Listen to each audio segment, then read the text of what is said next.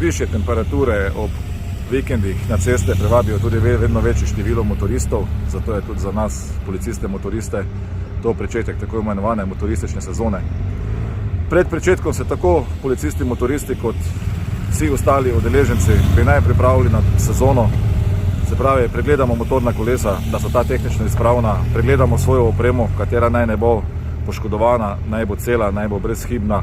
Potem pa bi bilo pametno, da se udeležimo čim več teh poligonov varne vožnje, kajti vsak prevožen zavoj med stožci, vsak nasvet inštruktorja nam omogoča, da je vožnja varna oziroma da lažje izpeljemo to našo vožnjo, da ne bo prišlo do nepredvidljivih situacij, katere so potem vzrok za prometne nesreče s hujšimi posledicami.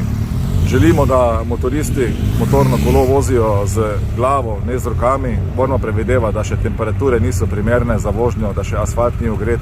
Na asfaltu je še ogromno peska, zemlje, drugi faktorji, kateri vplivajo na varno vožnjo, tako da je s predvidevanjem in pa predvsem z upoštevanjem cestno-prometnih predpisov največja verjetnost, da bomo svojo vožnjo varno začeli in zaključili.